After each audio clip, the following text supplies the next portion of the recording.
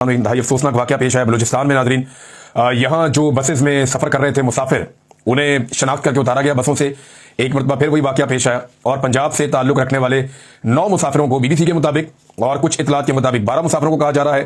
पहले खबर यह है कि मुसाफिरों को उतारकर गायब कर दिया गया था, फिर दोबारा यह खबर आती है और उसकी तस्दीक होती है कि 9 मुसाफिरों को बसों से उतारकर कत्ल कर दिया गया है। इन मुसाफिरों को बलूचिस्तान के दारुल हुकूमत क्वेटा से पंजाब जाने वाले 2 मुसाफिर बसों से उतारा गया था। इससे पहले जाफर एक्सप्रेस का इंसिडेंट आप सबको याद होगा, पूरी ट्रेन रोक ली थी, वहां पे कत्लेआम किया था दहशतगर्दों ने।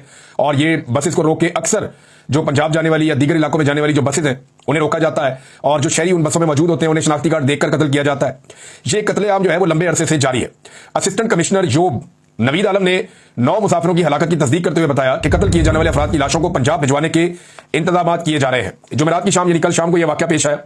अब जो पाकिस्तान की तरफ से कहा गया, उन्होंने इसको करार दिया फितनतुल हिंदुस्तान, यानी ये जो दहशतगर्दी का वाकया हुआ ये फितनतुल हिंदुस्तान ने किया है और फितनतुल हिंदुस्तान इसके लिए जिम्मेदार है। और यानी हम फितनतुल हिंदुस्तान तो कह रहे हैं, लेकिन हम कर क्या रहे हैं, सवाल यह पैदा होता है। हमने एक नया नाम दिया फितनतुल हिंदुस्तान। इससे पहले बीएलए का नाम था, इससे पहले टीटीपी का नाम था, इससे पहले दाइश का नाम था, मुख्तलिफ तंजीमों के नाम आते रहे। अब हमने एक नया नाम दिया फितनतुल हिंदुस्तान कि इसके पीछे हिंदुस्तान मुलव्वस है। जबकि मैं हमेशा से इसके ऊपर कवरेज करता भी रहा हूं। अफगानिस्तान की सरजमीन को पाकिस्तान में दहशतगर्दी के लिए बड़े लंबे अरसे से इस्तेमाल किया जा रहा है और पाकिस्तान के जो दुश्मन है वो उसको इस्तेमाल करते हैं। जनरल मुशर्रफ के दौर से हम इस चीज की कवरेज कर रहे हैं और जनरल मुशर्रफ बार बार ये कहते भी रहे कि अफगानिस्तान में भारत के 12 तरबीती कैंप हैं। लेकिन जब अमेरिका को अफगानिस्तान की तरफ शिकस्त हुई और अमेरिका अफगानिस्तान से इनखला करके निकला तो उस वक्त भारत को एक बहुत बड़ा धचका लगा था। लेकिन अब आप देखें तो पाकिस्तान में दोबारा से दहशतगर्दी सर उठा रही है। पाकिस्तान ने मौका जाया किया। उस वक्त रिजीम चेंज करने में दिलचस्पी ज्यादा थी पाकिस्तानी एस्टेब्लिशमेंट की और जो नए नमूने लाकर बिठाए गए उन्होंने अफगानिस्तान को तनहा अकेला छोड़ दिया, उनके साथ बात ही नहीं की और इंडिया ने मौका देखकर अपने ताल्लुकात बनाने शुरू कर दिए। अब सूरत यह है कि बलूचिस्तान में दहशतगर्दी हो, खैबर पख्तूनख्वा में दहशतगर्दी हो तो हम ये कह देते हैं फितनतुल हिंदुस्तान है। लेकिन प्रैक्टिकली हम क्या करें, यानी क्या ये कह देने से हमारी जिम्मेदारी खत्म हो जाती है? पाकिस्तान की इंटेलिजेंस कहां पे है, पाकिस्तान का जो सिक्योरिटी का निजाम है वो कहां पे है? कोयटा से बाहर निकलते ही लोग गैर महफूज हो जाते हैं। कोयटा एक ऐसा बंद इलाका है जहां पे लोगों को महफूज रखने की कोशिश की गई है। कोयटा से बाहर निकलते ही लोग गैर महफूज हो जाते हैं, कत्लेआम शुरू हो जाता है। शाम के बाद कोई ट्रेवल नहीं कर सकता पूरे बलूचिस्तान में। अक्सर इलाके और बड़ी शाहराएं वो नो-गो एरियाज बने हुए हैं। तो क्या मारंग बलोच को अंदर डालने से अमन आ गया?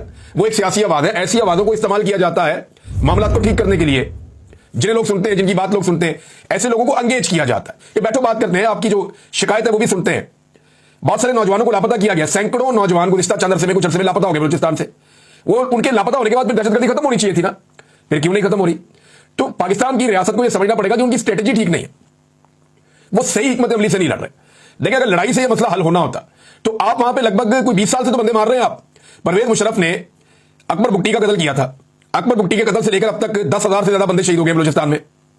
वो एक कत्ल पाकिस्तान के गले आज तक पड़ा हुआ है।